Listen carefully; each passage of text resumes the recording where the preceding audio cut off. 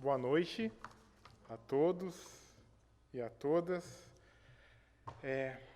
Com alegria que nós estamos aqui, mais uma vez, nesta tarefa da exposição espírita.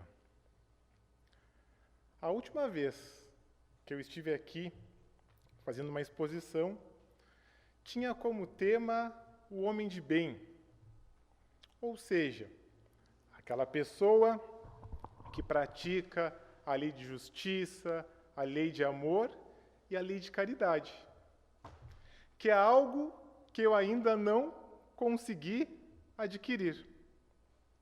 E hoje eu venho aqui falar de um tema que eu tenho conhecimento. Deste tema eu conheço. Falar em orgulho, falar em vaidade, falar em egoísmo, são coisas que estão presentes ainda no meu dia a dia. Isso não quer dizer que nós devemos ficar sem fazer nada. Não. Desde lá em 1994, quando eu tive contato com o Livro dos Espíritos, ali se abre um capítulo novo na minha existência. A gente reconhece os nossos erros, a gente reconhece as nossas dificuldades, mas todo pensamento gera uma emoção. E essa emoção necessita de uma ação. E para agir, nós precisamos de energia. Na questão 785 do Livro dos Espíritos, Kardec pergunta de forma simples: qual o maior obstáculo ao progresso? E a primeira parte, são o orgulho e o egoísmo. Então, quando a gente fala de egoísmo, a gente fala de orgulho, é importante que nós possamos compreender, afinal, o que nós somos. O ego vem de eu, e o ismo é a escola, a doutrina. Então, o egoísmo é a doutrina do eu. Mas, quando nós vamos estudar a psicologia, a psicanálise, nós observamos que nós somos muito mais que o ego. O ego é somente uma parte do ser. Mas lá em Jung, ele vai falar do inconsciente. Então, o ego é a ponta do iceberg. Mas temos grande vivência ainda lá no inconsciente. Então, a vida de egoísta, em tese, é uma vida rasa. Porque ele consegue observar somente aquilo que está aparente. Aquilo que nós conseguimos ver. Claudio Sinotti, psicanalista baiano, fala uma coisa muito interessante a respeito do ego. O que ele vai dizer? O ego é o centro da consciência. É aquilo que a gente consegue ver. Então, eu estou aqui, nesta exposição, neste salão, observando vocês. Mas eu sei que fora daqui, a vida continua. Na avenida existem pessoas indo para os seus trabalhos, neste momento existem casais felizes com a chegada dos filhos, neste momento existem pessoas tristes com a partida de algum ente querido, a vida continua lá fora. Mas quando nós reduzimos a nossa visão, nós estamos agindo através do egoísmo. Lembremos de Piaget, quando vai analisar lá as fases do desenvolvimento cognitivo da criança. Ele vai falar que na primeira fase, ali dos 0 aos 2 anos, nós temos a fase sensório-motor. E ele vai falar o seguinte, que quando nós somos crianças, nós nascemos, a gente acredita que só existe aquilo que nós conseguimos ver. Então, para a criança, se ela olhar isso aqui, existe. Se eu tirar, não existe mais. A gente começa assim. Então, muitas vezes, fazendo uma analogia com a nossa vida, a gente age como as crianças. Porque a gente acredita que só exista aquilo que está ao nosso redor. E nós tapamos o que está fora, o que está longe de nós. Não nos interessa, mas existe. O fato de eu não estar aqui vendo espíritos não quer dizer que eles não existam. Então, quando nós fazemos esse mergulho para dentro do nosso ser, a gente amplia a nossa visão. E aí, Jung e a própria Joana de Ângeles vão falar do self. O self é a totalidade. O self é o centro do ser. A Joana de Ângeles chega a dizer que o self é o próprio espírito. Então, a jornada no combate ao egoísmo é esse mergulho interno em direção à totalidade, e não somente a uma parte. Existem muitas coisas além do que eu posso ver, além do que eu posso sentir. Aqui, vocês veem a minha persona. Vocês estão me vendo. Mas vocês não conseguem, e nem eu ainda, entender a totalidade do ser. Então, esse caminho de ampliação de visão é chamado de individuação, onde a gente procura compreender e fazer esse mergulho interno. Então, quando nós nascemos, a gente acredita que só existe aquilo que a gente consiga enxergar. E dentro dessa fase de desenvolvimento cognitivo, tem algo que é muito interessante também. Quando a gente vai analisar o desenvolvimento das crianças, até os 6 meses de idade, acredita-se que a criança pensa que a mãe é uma extensão dela mesma. Ela não tem ainda consciência. Eu sou um indivíduo e a minha mãe é outra pessoa. E quando a gente traz para a nossa vida, muitas vezes nós achamos que os outros são uma extensão de nós mesmos. Que as pessoas existem para nos servir. Que os trabalhadores da casa arrumam a casa para servir para que eu possa aqui fazer uma palestra. A visão egocêntrica de achar que tudo o que ocorre está ao redor de mim. E tudo, e todas as pessoas estão, muitas vezes, a gente acredita, que estão colocadas para nos servir. Para nos servir. E não é assim que a banda toca. Não é assim que a coisa funciona.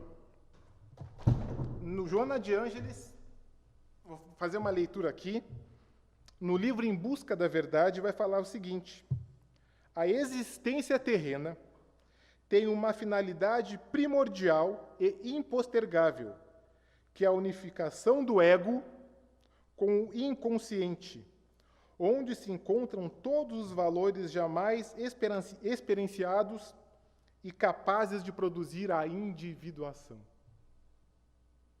O processo de autoconhecimento. Lembremos da pergunta já batida, quando Kardec se dirige aos espíritos e pergunta: olha, eu quero saber qual é a maneira mais fácil que a gente tem, mais rápida, mais efetiva, para que a gente possa evoluir. E a resposta vem. Um sábio da antiguidade volou disse: conhece-te a ti mesmo. Então, a maneira mais efetiva para a nossa evolução consiste em nos conhecer. Mas muitas vezes a gente fica ligado à persona. Então, se alguém pergunta para mim o que eu sou, aí eu vou dizer: eu sou professor de geografia, coisa tal. Eu sou isso? A gente vê a pessoa, olha, cidadão não, engenheiro, é só isso? A vida se resume a isso? Não. A gente é muito maior que isso. Então, nesse processo de conhecimento, nós contamos com a doutrina espírita, que vai nos explicar a relação entre o físico e o espiritual, que vai nos esclarecer sobre as outras realidades que existem aqui e que existem no universo. Então, nesse sentido, tanto a ciência como a religião, elas acabam contribuindo para a nossa ampliação da visão. Na questão 785, os espíritos vão falar ali que muitas vezes, através das nossas dificuldades, existe ainda a possibilidade de avanço. Então, aquela história de escrever certo sobre linhas tortas, acontece. Então, por exemplo, se surge uma doença que necessita de um medicamento, que necessita de uma vacina que seja, alguém pode pensar assim, olha, se eu descobrir isso aí, eu vou ficar bilionário. Existem pessoas que vão pagar o que for necessário para ter esse medicamento. Então, o sujeito desenvolve a ciência, procura a resposta para aquilo, para atender seus interesses. Mas, em contrapartida, o interessante é que outras pessoas são ajudadas. Então, às vezes, para satisfazer os meus desejos, mesmo diante das imperfeições, eu consigo contribuir para a humanidade como um todo. E assim, a gente vai evoluindo na nossa caminhada, na nossa jornada. Então, primeiro, o mundo é mais do que eu consigo ver. As pessoas que estão à minha volta não são extensão de mim, de forma alguma.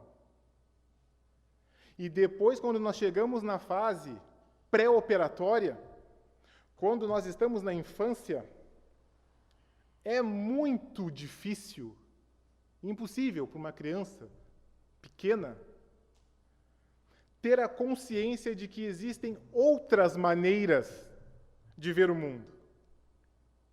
Então, quando nós somos pequenos, a gente acha que o mundo deve ser visto através da nossa ótica. Não existe outra maneira ainda de ver o mundo. Só depois a gente consegue observar. Eu tenho uma forma de ver o mundo, mas as outras pessoas têm outras formas de ver o mundo. E eu não sou o dono da verdade.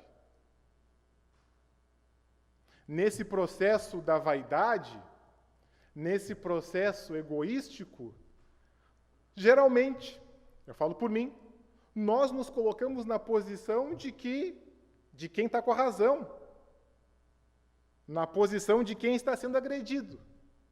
Mas o outro tem a mesma visão a partir da ótica dele. Quem está certo? Será que eu estou com razão? Não sei. O que eu sei é que existem inúmeras, infinitas maneiras de observar a realidade, de observar o mundo. Tem uma história que conta que 3 amigos desencarnaram. E esses 3 amigos desencarnaram e chegaram no céu. Chegaram lá no céu, olharam, uma beleza aqui. Se dirigiram a um trabalhador lá do céu, todo mundo de branquinho, nuvem fofinha, aquela imagem que as pessoas têm do céu. E o trabalhador falou assim, olha, aqui no céu é tudo muito tranquilo. Pode ver aí, ó, uma beleza, não faz frio, não faz calor, tudo de boa. Eu só vou dar uma recomendação para vocês. Aqui no céu tem muitos patos. E eu vou pedir para vocês cuidarem, quando forem pisar, para não pisar nos patos. Entrou por aqui, saiu por aqui. No segundo dia, o cara caminhando lá, pisou no pato, o pato começou a fazer barulho, os velhinhos se acordaram, deu aquele fuzuê no céu. 10 minutos depois, aparece alguém lá com uma pessoa num estado lamentável. Tinha cheiro de enxofre, remelo, uma coisa horrível. E falou, não te avisei que não era para pisar no pato?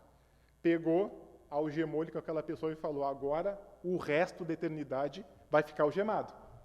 O segundo homem viu aquilo, se apavorou, os outros dois, e olhava para o chão, não pisava, até que 1 ano depois, o segundo se descuidou, pisou no pato, aquele barulho, o velhinho acordando, todo mundo indignado ali, ele se escondeu, mas não teve jeito.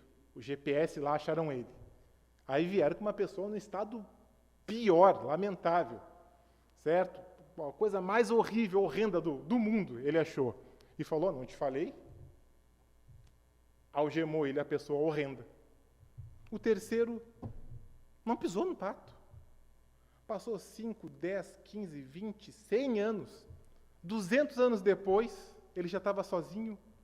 Chega um ajudante lá com uma mulher linda, linda, linda. Ele estava carente, precisava de uma companhia.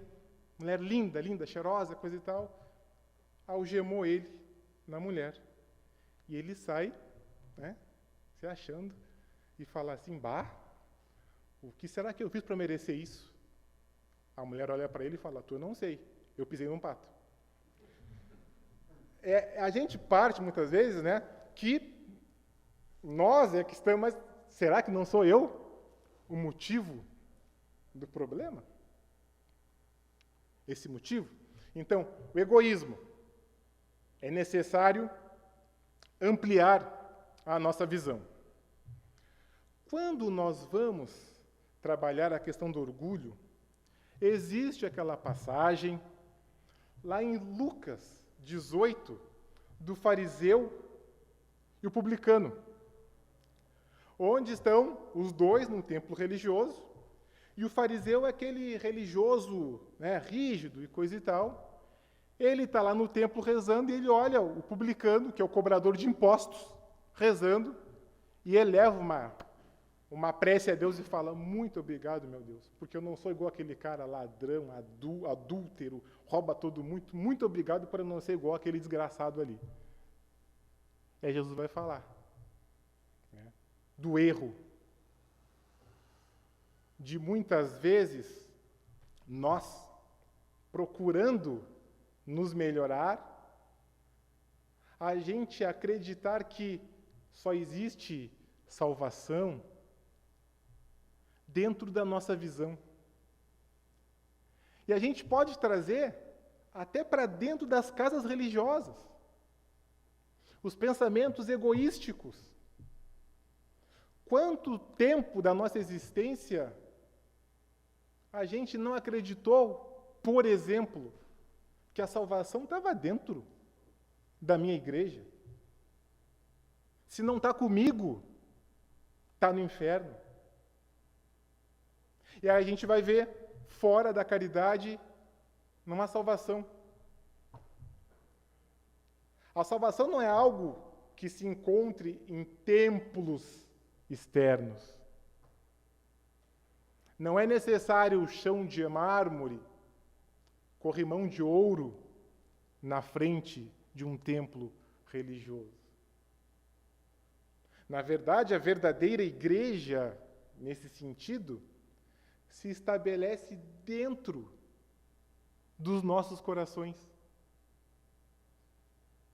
É a partir de nós que nós vamos estabelecer esse processo evolutivo.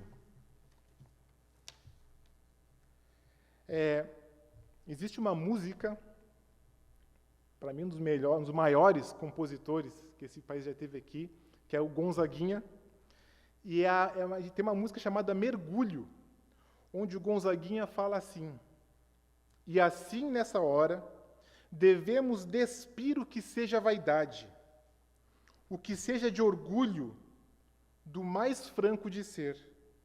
Vamos juntos nesse mergulho. despir a vaidade, despir o egoísmo. E quando eu falo despir o egoísmo, por favor, não é não acabar com o ego. O ego faz parte da nossa existência. Se nós acabarmos com o nosso ego, a gente destruir o ego, a gente vai ter uma doença mental. Não é isso. É estruturar o nosso ego. O Claudio Sinotti, ele vai dizer que quando nós temos o nosso ego desestruturado, surgem as doenças mentais. Então a gente não consegue distinguir o que é a realidade e o que não é. Então um ego destruído vai gerar uma esquizofrenia. Então o sujeito que tem esquizofrenia, ele não consegue distinguir. Porque seria como se fosse, segundo o Sinotti, dentro do nosso ego, nós temos uma espécie de porteiro. Então, o que chega à nossa consciência é administrado por esse porteiro. Se eu tirar o porteiro, vem tudo para o nosso ego, a gente desestrutura e sai fora da realidade. Não é destruir o ego, não. É estruturar o ego. Porque ele é importante para a nossa existência. E à medida que a gente avança, nós ampliamos. Para encerrar, já deu os 20 minutos. Eu penso muito, estava pensando hoje, em Jesus. Jesus é um espírito puro. O espírito mais evoluído que nós temos aqui nesse planeta. Aí eu paro para pensar em Jesus. Imagina um sujeito, espírito, puro, já trilhou todos os degraus da evolução, se reúne, chega alguém e fala para ele, ó, tem uma tarefa para ti. Tu vai formar um planeta chamado planeta Terra, vai estruturar aquele planeta, vai governar aquele planeta. Olha, só vou dizer uma coisa para ti, vai ter uns marchos da vida lá que vai ser complicado tu administrar. E aí, tu topa? E olha que coisa interessante. Jesus topou. Mesmo sendo espírito puro, atingindo todos os degraus evolutivos da experiência como espírito, ele sabe que o mundo não está restrito somente àquilo que ele vê. Então, em contrapartida ao egoísmo, chegará o dia em que a nossa família será a família universal, onde eu não vou querer o bem somente da minha esposa, da minha mãe, dos meus familiares, mas o bem de todos. Assim eu agradeço a oportunidade e vamos passar agora para o nosso trabalho.